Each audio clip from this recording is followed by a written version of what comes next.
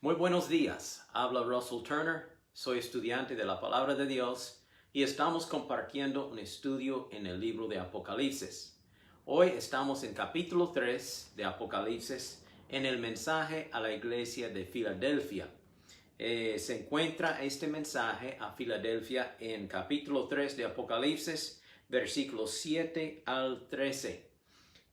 La palabra Filadelfia significa amor fraternal. Y hay una ciudad en los Estados Unidos que se llama Filadelfia, en el estado de Pensilvania.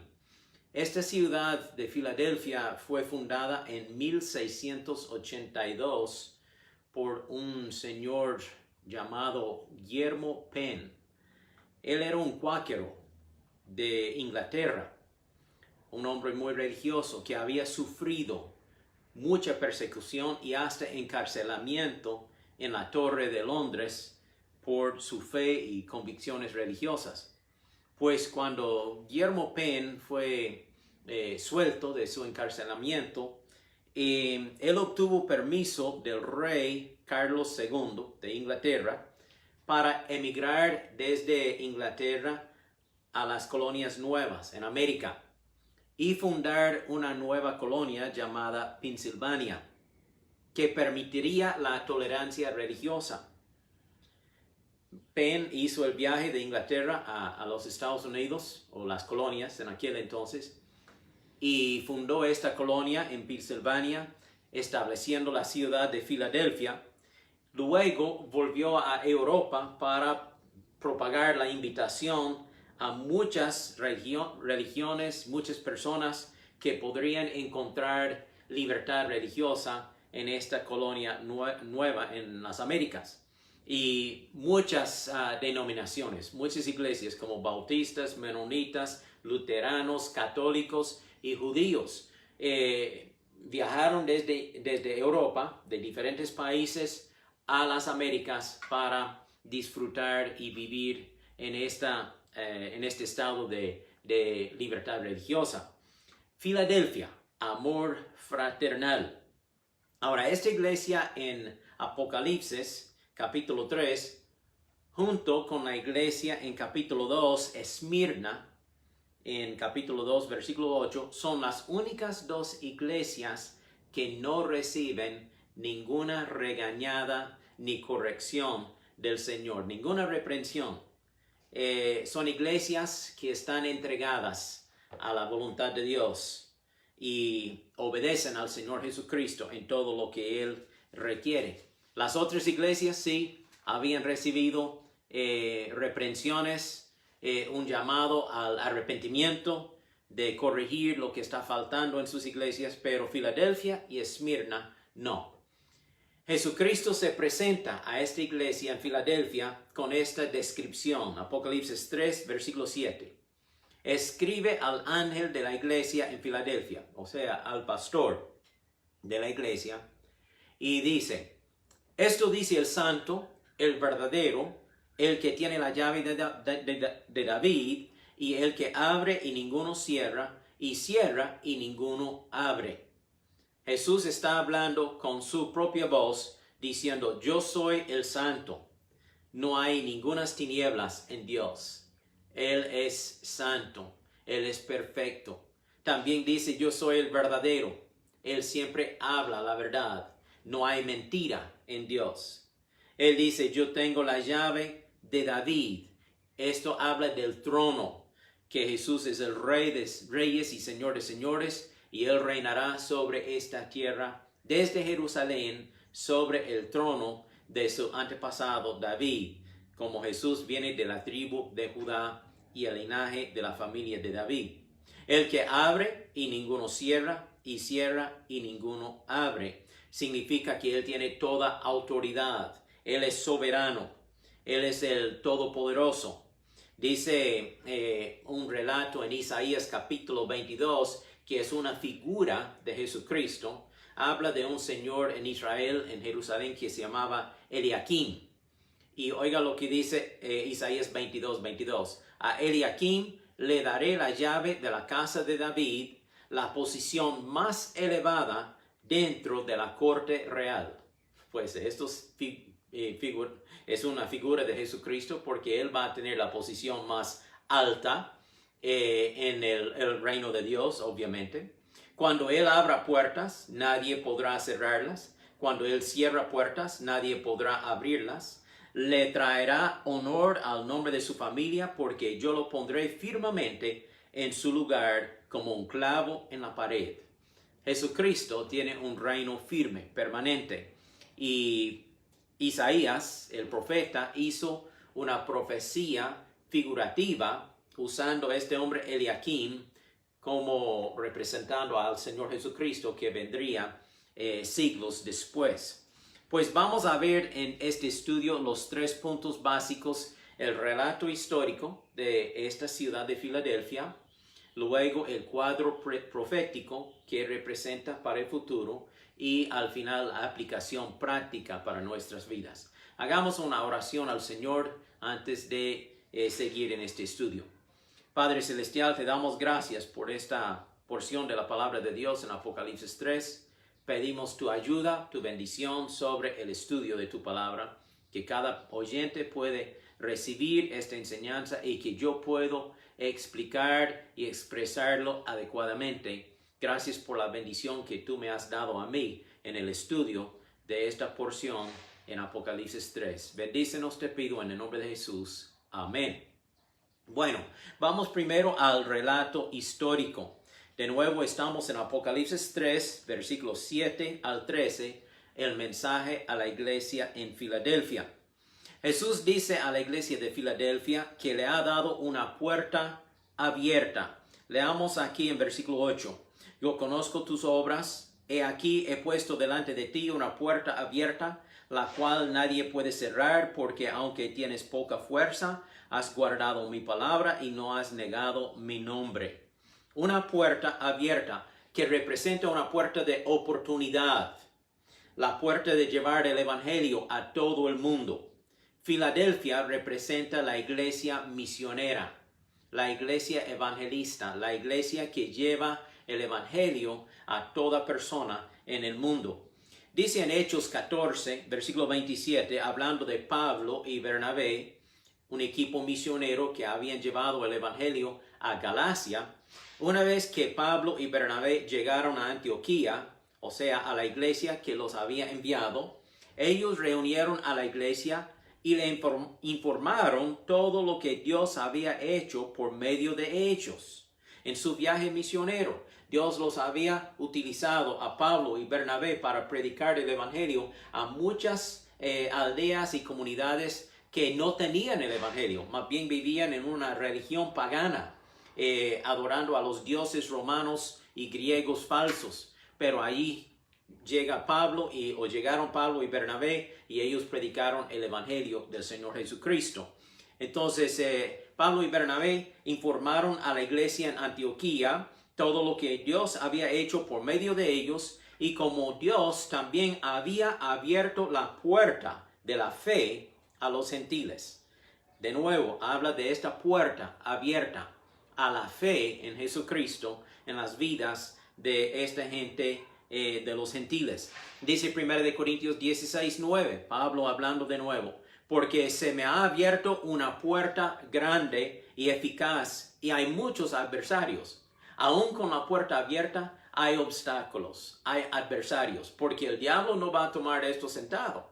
Él no quiere que llevemos el evangelio a otras personas. Y él va a poner cualquier obstáculo para tratar de cerrar la puerta. Pero como ya hemos leído, lo que el Señor abre, nadie puede cerrar. De nuevo dice Colosenses 4:3. Oren por nosotros a fin de que el Señor nos abra una puerta para la palabra, para comunicar el misterio de Cristo. Entonces he leído 3 versículos más. Hechos 14:27. 1 Corintios 16:9 y Colosenses 4:3, que hablan de la puerta abierta, la puerta de oportunidad. Ahora, recordemos que Jesucristo es el Señor de la cosecha de almas, la cosecha de personas convertidas. Él envía a los obreros y evangelistas, predicadores, a donde Él quiere. Él nos envía al lugar donde Él quiere que vayamos. Por ejemplo, en los años 70, cuando mi esposa y yo estábamos recién llegados a Costa Rica, estudiando el español en el Instituto de Idiomas en San José, en Desamparados, pues estábamos ya participando y trabajando en iglesias locales en el Valle Central y pudimos conocer muchos hermanos costarricenses. Y muchas veces nos preguntaron, ¿por qué quieren ir a Limón, a la costa atlántica? ¿Por qué no se quedan aquí en el Valle Central, en San José, Heredia, Alajuela, en un lugar aquí? ¿Por qué tienen que ir a la costa? Y yo siempre les decía, porque el Señor nos ha llamado para ir a Limón y tenemos que obedecerlo. Tal como Él dice aquí a Filadelfia, he puesto delante de ustedes una puerta abierta y hay que aprovechar esta oportunidad. Lian y yo, mi esposa y yo, pasamos por esa puerta abierta a la costa atlántica y que Dios nos había abierto y vimos una gran cosecha de almas, de personas convertidas a Cristo en la iglesia de Limón. Gracias a Dios. Así tenemos que ser, hermanos, obedientes a donde Dios nos llama y donde Él nos lleva. Ahora, la iglesia de Filadelfia no es una iglesia grande y fuerte. Nota lo que dice aquí en versículo 8, la segunda parte. Porque aunque tienes poca fuerza, no mucha fuerza, sino poca fuerza, has guardado mi palabra. En otras palabras, has obedecido la palabra de Dios y no has negado mi nombre. Son fieles en su dedicación al Señor Jesucristo. Vemos entonces aquí que no es la cantidad de fuerza que es importante en el individuo o en la iglesia, sino que es Dios que obra a través de nosotros como hijos obedientes y dedicados a Él. Tal vez la iglesia en Filadelfia era una capilla sencilla, una iglesia pequeña, menospreciada. No era un catedral o templo grande y hermoso como los templos de los dioses paganos de los romanos y griegos. Era algo simplemente sencillo, pero ahí estaba el poder de Dios, la bendición de Dios. Y hay cosas positivas aquí en esta iglesia. Primero dice que han guardado o han obedecido, la palabra de Dios. Son obedientes a la palabra de Dios en todo momento. Practican lo que ellos leen en la palabra de Dios y luego son fieles al nombre del Señor Jesucristo. En otras palabras, cada año cuando el gobierno hizo el edicto, hay que dar su lealtad a César y declarar que César es Señor, pues los cristianos en Filadelfia dijeron no. Ellos rehusaron porque Jesucristo es el Señor. Y quizá muchos de ellos también sufrieron por esta fidelidad al Señor Jesucristo. Hay un refrán que tenemos, por lo menos en inglés, pero también tiene significado en español. La dinamita viene en paquetes pequeños. La dinamita viene en paquetes pequeños. Cuando uno va ahí a la ferretería o las ventas de dinamita para hacer un pozo o hacer una represa o algo así, quizá no viene en paquetes grandes porque la dinamita lleva mucha potencia.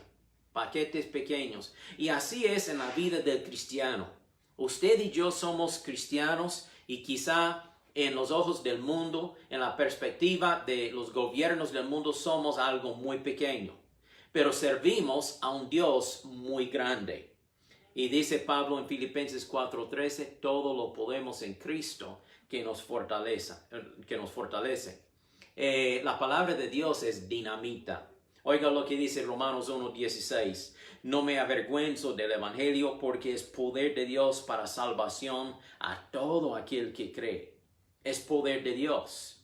1 Corintios 2:1 dice Pablo, hermanos, cuando fui a anunciarles el testimonio de Dios, no les hablé con palabras sabias y elocuentes, sino con demostración del poder del Espíritu Santo, para que la fe de ustedes no dependiera de la sabiduría mía, la sabiduría humana, sino del poder de Dios. Nuestra fe está basada en el poder de Dios. Tenemos que pasar por esta puerta abierta que Dios nos da. Hablando de los obstáculos, alguien ha dicho, la duda mira los obstáculos, pero la fe mira las oportunidades. Repito esta frase para que lo recuerden. La duda mira los obstáculos, pero la fe mira las oportunidades. Si nosotros solo enfocáramos en los obstáculos, nunca haríamos nada. Pero el cristiano camina y vive por medio de su fe en Cristo Jesús. Ahora, en versículo 9, Jesús también hace otra promesa. Él dice, yo me encargaré de los enemigos de la iglesia. Versículo 9. He aquí, yo entrego de la sinagoga de Satanás a los que se dicen ser judíos y no lo son, sino que mienten. He aquí, yo haré que vengan y se postren a tus pies y reconozcan que yo te he amado. Obviamente, en Filadelfia había una sinagoga del pueblo judío y ellos se reunían allí para leer la ley de Moisés del Antiguo Testamento. Pero los judíos odiaban a los cristianos. Más bien, unos años antes habían crucificado a Jesucristo porque él decía que era el Mesías y los judíos no lo aceptaban y lo crucificaron. Y luego, unos 30 años más tarde, vemos que Filadelfia está sufriendo de este mismo odio, de este mismo rechazo de parte del pueblo judío. Pero Jesús dice que yo voy a hacer que esta gente se arrodille y que ellos reconozcan que los cristianos son los verdaderos hijos de Dios. Dice Mateo 5:11, bienaventurados serán ustedes cuando por mi causa los insulten y persigan y mientan y digan contra ustedes toda clase de mal. Gócense, alégrense, porque en los cielos ya tienen ustedes un gran galardón. En Filipenses también leemos otro pasaje de la voz de Pablo y él dice así, por lo cual Dios también le exaltó a Jesucristo hasta lo sumo y le dio un nombre que es sobre todo nombre, para que en el nombre de Jesús se doble toda rodilla de los que están en los cielos y en la tierra y debajo de la tierra, y toda lengua confiese que Jesucristo es el Señor para gloria de Dios Padre. En algún momento, toda persona, o voluntariamente o por la fuerza, tiene que confesar que Jesús es el Señor. Ahora, si lo hacemos voluntariamente, con una actitud humilde, sincera y de arrepentimiento de nuestros pecados, y decimos, Jesús, yo reconozco que tú eres Señor, yo te acepto como mi Salvador, seremos salvos. Y esto es como debemos acercarnos al Señor. Pero aquella persona que rechaza a Dios, que rechaza a Cristo, un día por la fuerza tendrá que arrodillarse y confesar que Jesucristo es Señor, pero no será salva esa persona, va a ir al infierno, porque lo hizo por la fuerza. Pero tiene que reconocer que Jesús es Rey de Reyes y Señor de Señores. Mejor hacerlo voluntariamente y ser salvo, que tener que hacerlo por la fuerza y ser condenado. Por eso Jesús dice aquí, yo me encargaré de la sinagoga de Satanás. Aquellos que son religiosos, pero no son verdaderos creyentes, que más bien están dándoles persecución y problemas a los verdaderos hijos de Dios. Un día ellos tendrán que arrodillarse delante de mí y confesar que yo soy Señor de señores. Y nosotros estaremos ahí con Cristo, juntos a Él. No es que ellos van a adorarnos a nosotros, van a adorar a Cristo por fuerza. Pero ahí estamos al lado de Él porque somos sus siervos, somos sus hijos, somos los salvos que vamos a estar ahí con el Señor Jesucristo. Ahora veamos la bendición que Él dice en el versículo 10. Por cuanto has guardado la palabra de mi paciencia, yo también te guardaré de la hora de la prueba que ha de venir sobre el mundo entero para probar a los que moran sobre la tierra. Yo creo que este versículo es una promesa firme y muy clara, una promesa clara que Jesús va a rescatar o arrebatar a la iglesia, los salvos, los que han puesto su fe en Cristo Jesús, antes de la tribulación. Leámoslo otra vez. Por cuanto has guardado la palabra de mi paciencia, han obedecido la palabra de Dios, yo también te guardaré de la hora de prueba.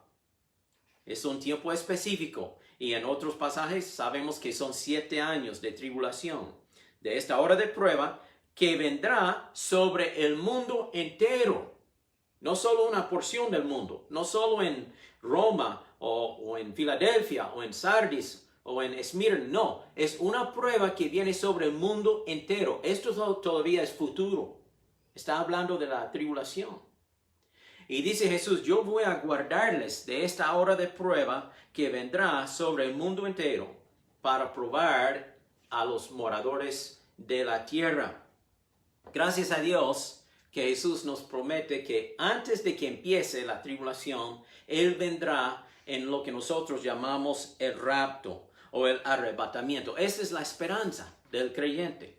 Voy a leer en 1 de Tesalonicenses capítulo 4 la descripción de este rapto. Dice así Pablo en 1 de Tesalonicenses 4:15.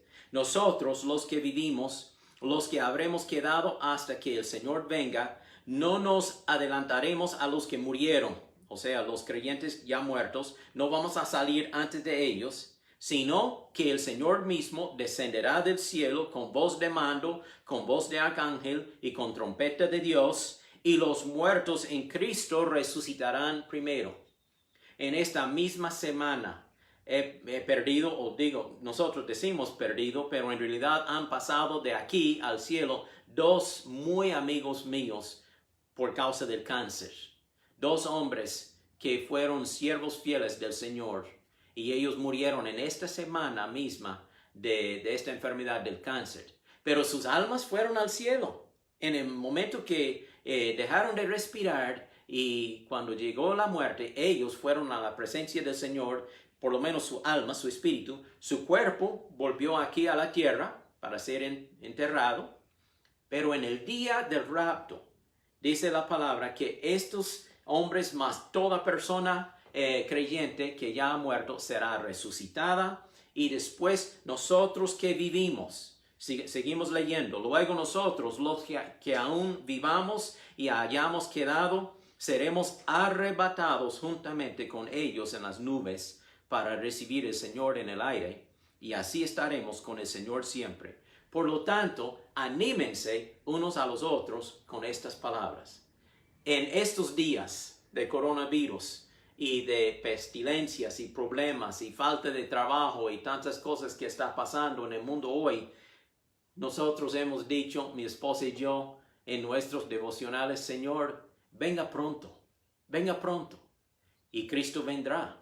No sabemos el día ni la hora. Y hasta que Él venga, queremos servirle con fidelidad, con fe en Él, con esperanza que Él vendrá en cualquier momento. Pero esto sí es la esperanza del creyente, la venida del Señor y nuestro arrebatamiento junto con Él. Pues este es el relato histórico de la iglesia en Filadelfia. Ahora, ¿cuál es el cuadro profético? ¿Qué representa esta iglesia de Filadelfia que existía en el primer siglo después de Jesucristo? Tiene un significado, una figura, un simbolismo para un lapso de tiempo más adelante. Pues vemos aquí, si usted está siguiendo las notas que también puse en el Facebook, que este periodo abarca desde 1700 hasta el día de hoy, el periodo misionero. En otras palabras, nosotros hoy día somos la iglesia de Filadelfia. Somos la iglesia de Filadelfia. ¿Y cuál era la promesa que acabamos de ver? Que el Señor nos va a proteger de esa hora de prueba que viene sobre todo el mundo, la tribulación. En esta época, desde 1700, hace 200 años aproximadamente, hasta el día de hoy, 300 años ya podemos decir, pues la iglesia cristiana ha respondido más que nunca a la necesidad de llevar el evangelio de Jesucristo a todo el mundo. En los últimos 10 años, estamos hablando de 2010 a 2020, cuando estoy dando este estudio, estaba leyendo un artículo ayer en las noticias que casi 1.900.000 personas han muerto por su fe en Jesucristo por causa de la persecución alrededor del mundo. No necesariamente aquí en Costa Rica, donde estamos, gracias a Dios todavía tenemos libertad religiosa. Pero en otros países hay miles de personas que están muriendo por su fidelidad, por su testimonio a causa de su fe en Cristo Jesús. Eso significa que aproximadamente cada 6 minutos hay un cristiano que muere por su fe. Esta es la iglesia de Filadelfia, que ha aprovechado la puerta abierta de evangelismo. Hay misioneros, doctores, enfermeras, maestros, evangelistas y otros obreros que han dedicado sus vidas para llevar el evangelio de Cristo a otros países y etnias y lenguas.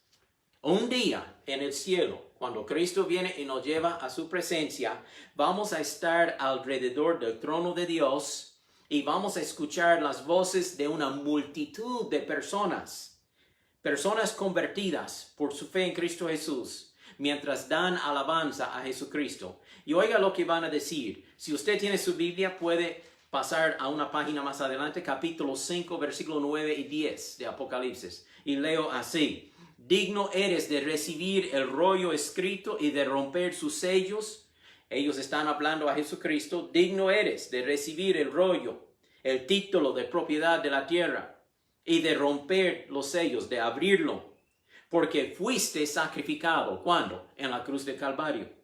Y con tu sangre compraste para Dios gente de toda raza, lengua, pueblo y nación. De ellos hiciste un reino.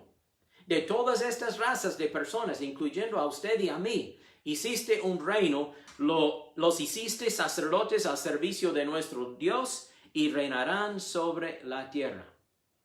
Ya vamos a ver más adelante que Cristo vendrá y reinará 1000 años sobre esta misma tierra. Y al final de esos 1000 años, Él va a hacer un nuevo cielo y una nueva tierra, donde vamos a continuar en nuestro servicio al Señor. Jesús nos da a nosotros que somos fieles, esta iglesia de Filadelfia, y incluye a usted y a mí, la promesa de honor, la promesa de reconocimiento, la promesa de recompensa. Ve el versículo 11. He aquí yo vengo pronto, dice Jesús, yo vengo pronto. Retén lo que tienes para que ninguno tome tu corona. Sea fiel en su dedicación a Dios. Sea fiel en su servicio al Señor para que reciba su corona. Versículo 12. Al que venciere, yo lo haré columna en el templo de mi Dios y nunca más saldrá de allí. Y escribiré sobre él el nombre de mi Dios y el nombre de la ciudad de mi Dios, la nueva Jerusalén, la cual desciende del cielo de mi Dios, y mi nombre nuevo. Unos días atrás estaba estudiando sobre esta nueva Jerusalén. Tiene medidas enormes. Si sobreimpone a la nueva Jerusalén sobre un mapa de los Estados Unidos, casi cubre todo el Estados Unidos, porque mide unos 2.400 kilómetros de largo, de ancho y de altura. Ahora, algunos piensan que es cúbico, pero otros piensan que quizá es forma de montaña, de pirámide. Entonces, allí veremos cuando llegamos al cielo, no estamos seguros, pero tiene altura. Y quizá hay varios niveles ahí con sus jardines y el río de agua viva corriendo y los árboles. Va a ser algo sumamente hermoso, la nueva Jerusalén. No podemos imaginarlo. Pero dice Dios aquí: yo voy a hacerles a ustedes, mis fieles, columnas. Esto habla de estabilidad, de permanencia. Vamos a estar allí con el Señor Jesucristo y con el nombre de Dios mismo escrito sobre nosotros. No sé cómo, pero eso significa que nosotros somos la posesión de Él. Somos sus hijos, somos su pueblo. Después del rapto, vamos a aparecer delante del Señor Jesucristo en un juicio que se llama el Tribunal de Cristo, o el Bema, B-E-M-A. Pero la palabra que usamos más que todo aquí en la Biblia es tribunal. Y leo en 2 Corintios 5:10, porque es necesario que todos nosotros comparezcamos ante el tribunal de Cristo. Este es el juicio de los creyentes. Ocurre en el cielo. En otras palabras, no es un juicio para saber si somos salvos o no. Eso se define aquí, en esta vida. Nosotros decidimos en esta vida si vamos a ser salvos o no, por aceptar o por rechazar a Jesucristo. Ya estamos con el Señor en el cielo, solo los salvos. Y aparecemos delante de Él en el tribunal de Cristo para recibir nuestras recompensas. De nuevo leo, es necesario que todos nosotros comparezcamos ante el tribunal de Cristo para que cada uno reciba según lo bueno o lo malo que haya hecho mientras estaba en el cuerpo. Vamos a recibir recompensa según lo que hacíamos mientras estábamos en esta vida. Después dice que el creyente será como una columna en el templo de Dios. La columna habla de fuerza, de firmeza. En esta vida a veces nos sentimos débiles. Tenemos que orar al Señor y buscar la ayuda de Dios porque en nuestras propias fuerzas no podemos. Pero dice Pablo en Filipenses 4:13, todo lo podemos en Cristo que nos fortalece.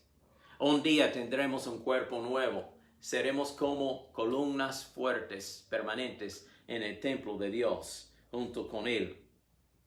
Cuando llegamos al cielo tendremos una transformación. O sea, en el viaje desde aquí al cielo seremos transformados, cuerpos glorificados y nuevos. Y tendremos nuestra ciudadanía en la Nueva Jerusalén. Hoy día somos ciudadanos de diferentes países, Costa Rica, Panamá, Colombia, los Estados Unidos, y llevamos pasaporte o cédula comprobando que somos ciudadanos de tal país. Pero si tiene su nombre escrito en el libro de la vida, tiene ciudadanía espiritual, eterna, allí con el Señor Jesucristo. Bueno, veamos la aplicación práctica para concluir este estudio. Nosotros, como ya hemos dicho, estamos viviendo en la época de la iglesia de Filadelfia.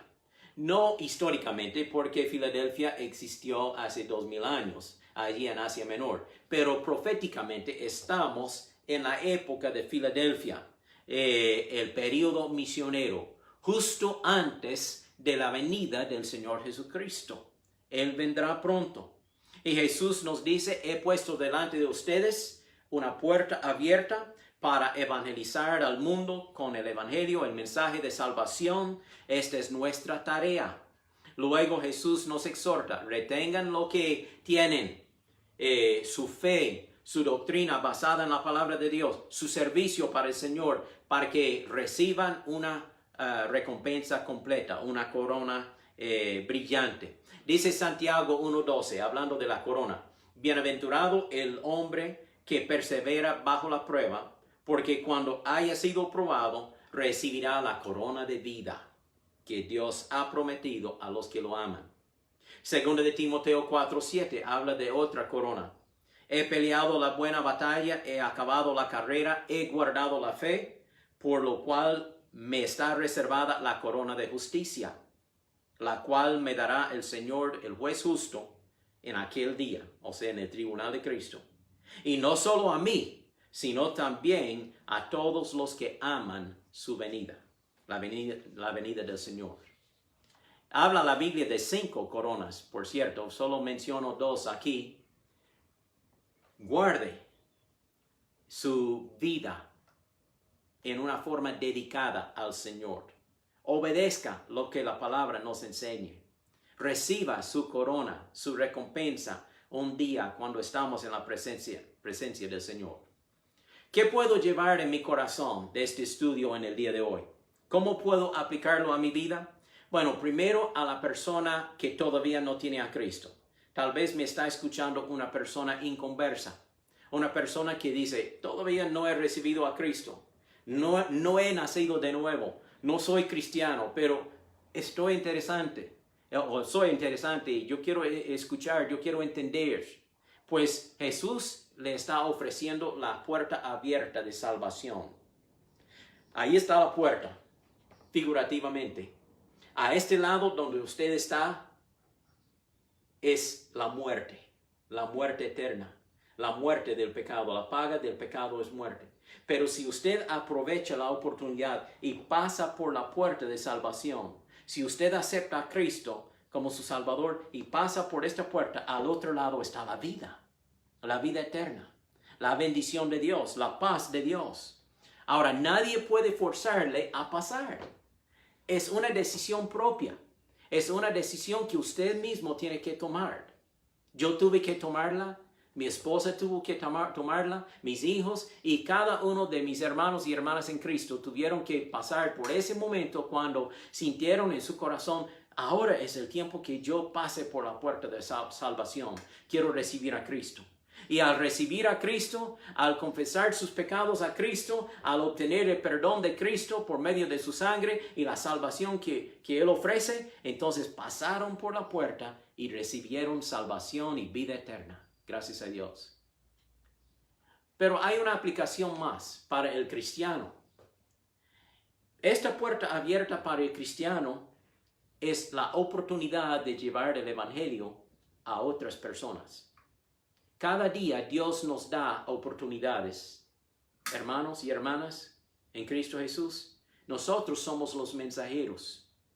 Qué miserables, qué egoístas seríamos si no compartiéramos estas buenas noticias. ¿Qué le parece si yo tuviera el remedio para el cáncer? Pero yo digo, yo guardo esto para mí. Como mencioné anteriormente, 2 de mis amigos murieron en esta semana de cáncer. Si yo tuviera el remedio, la medicina para curar el cáncer, pues con mucho gusto se lo daría para que se curaran. No lo tengo. Pero si lo tuviera, pues nosotros tenemos el remedio para el problema de pecado. Y es la salvación en Cristo Jesús. Y cada día, cada semana, periódicamente Dios nos da oportunidad con un pariente, con un amigo, con una persona con quien tenemos la oportunidad de hablar, de compartirles cómo ellos pueden aceptar a Cristo y tener este regalo tan precioso. Dice el último versículo, el que tiene oído, oiga lo que dice el Espíritu a las iglesias. Tenga el oído abierto a lo que hemos escuchado hoy. Apréndalo, practíquelo en su vida, aplíquelo a lo que Dios quiere hacer a través de su vida. No cierre el corazón a Dios, más bien abra la puerta al Señor Jesucristo. Y luego Él le dará una puerta abierta para servirle a Él. No hay otro amigo mejor que Él. Solo el Señor Jesucristo puede satisfacer la necesidad en su vida. Vamos a orar y también quiero recordarles si este mensaje le ha ayudado, pues presione compartir allí en su teléfono, en su iPad, en su computadora, para compartir este estudio con otras personas que podrían sacar provecho espiritual para sus vidas. Oremos. Padre Celestial, te damos gracias por la oportunidad de compartir tu palabra. Siempre es como un pozo sin fondo. Hay cosas nuevas que sacamos cada día de la palabra de Dios. Te damos gracias, Señor, por enseñarnos y pido que nosotros apliquemos tus enseñanzas a nuestras vidas. De nuevo pido por aquella persona que todavía no tiene a Cristo, que en este momento él o ella pueda abrir su corazón y decir, Jesús, me arrepiento de mi pecado, yo confío en ti, yo te acepto en mi corazón. Señor Jesús, sálvame en este momento. Que ellos hagan esa oración. Y luego que el cristiano, el Hijo de Dios, puede decir, Señor, ayúdame a mí para servirte y para compartir este buen mensaje a otras personas que necesitan a Cristo. Cuídanos, Señor, en este día, en el nombre de Jesús. Amén. Que Dios les bendiga. Nos veremos en el próximo estudio, que ya será el último mensaje a las 7 iglesias, la iglesia de Laodicea. Tengan buen día.